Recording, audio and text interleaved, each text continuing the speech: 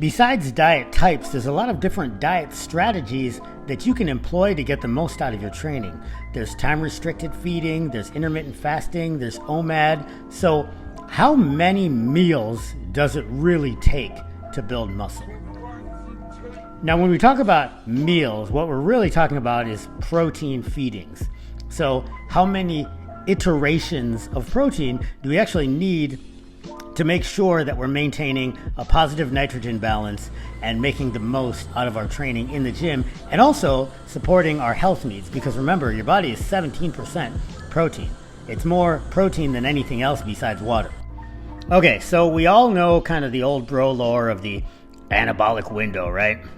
I remember vividly way back in the way back times when I first started training in the 90s, how as soon as we dropped our last rep, we had to rush to Burger King to get our $1 double cheeseburger for our 38 grams of protein.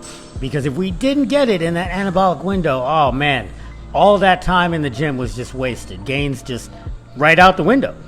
Well, we have since come to learn that that is clearly not the case. What actually matters more, as illustrated in the 2013 Schoenfeld study, is total daily protein intake matters more than specifically getting it in precisely an hour or less immediately post-workout. And that less protein actually had some effect on hypertrophy outcomes, however, not so much on strength outcomes.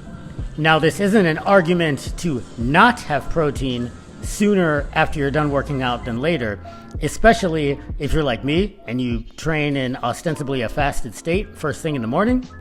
What this means, folks, is practically if you don't have protein with you as soon as you're done working out, you don't need to freak out. It's not the end of the world. You're not going to lose all your gains. You can drive home or go to the store, pick up food, go home, make it. Now it's been like 2 hours, and guess what? You still got all your gains as long as you have your total protein requirements by the end of the day. Now, real quick, before we get into total meals, let's talk about what those protein requirements are. First of all, I want to remind you that the FDA's RDA for protein is actually on the low end because it's based off of the World Health Organization's recommendations to prevent malnutrition in developing countries. It is not a consideration for optimal health nor athletic populations. So getting that out of the way, the more sensible recommendation of 1.6 to 3.2 grams per kilogram, or for easy math, you could say like 1 to 1.5 grams per pound, is a much more solid recommendation for optimal health and muscle building. And for the bros out there, that 3.2 grams per kilogram high end isn't even the point of no returns. That's really the point at which adding more protein does nothing to increase protein synthesis or muscle growth anymore. Additional protein at that point is just extra calories, which is fine because extra protein calories are less likely to be stored as adipose tissue, but it's still going to be additional calories nonetheless. And if you're trying to build muscle, your additional calories are probably better spent on carbohydrates to assist in the anti-catabolic mechanism and to provide energy for the process, as opposed to just additional protein. Rather, protein calories. Okay, so we got all that out of the way. So that means that somebody like myself, so I weigh about 70 kilograms, plus or minus, so that's 155 pounds. So let's just make simple math, right? So 1 gram per pound, that's 155 grams of protein. We'll call it 160, right? Now, finally, this is where we come to the meat of this discussion. How many meals, how many protein feedings iteratively do I need in order to make sure I'm maintaining a nitrogen balance and building muscle? Well, the simplest way would be to get your protein requirements. So I'm at, we'll call it 160, divide it by however many meals you want to have, and then that's how you do it.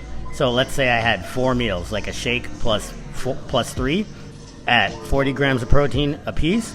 Boom, 160, good to go. Now, me, I like to have 3 squares per day so that I can have a significant amount of time in between each meal to not eat, to manage my glucose levels.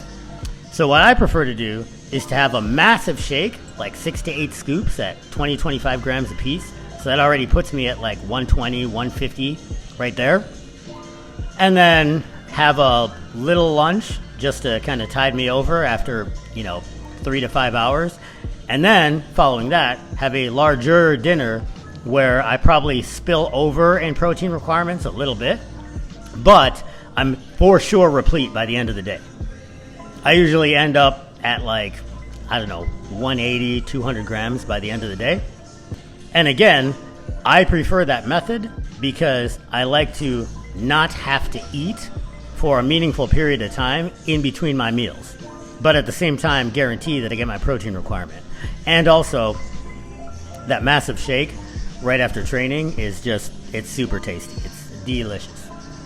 You guys nowadays are super spoiled. I mean, 30 years ago when I started training, it was like chalk downing these shakes. I remember my first Twin Lab whey proteins. Oh my gosh. Or what was worse was the old Vegafuel. I tried that for a while when they started coming out with some quote unquote, high quality vegetarian proteins. I'm not a vegetarian, but I was just curious. It was like rubber cement. Absolutely awful. Protein shakes now are freaking delicious. So that's a tangent. But if you're one of the OMAD or feeding window intermittent fasting type people, now you have a quandary, right? If you're a smaller person like me, you could definitely get 160, 180 grams of protein in with one meal, particularly if you're combining shake and food. But let's say you're a really big person. Let's say you're like 6'6", 220 pounds, right? And you're trying to grow muscle. You're trying to bulk up to 240. Well, it's probably going to be pretty difficult for you just in terms of food volume to get all your protein in one meal.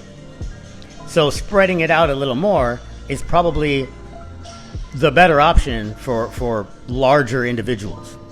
One final caveat that I want to mention that I touched upon briefly when I discussed my personal eating strategy is that it seems to be, based off of the research, and certainly I can attest to this from anecdote, that the first and last meals of the day are more important than the ones in between.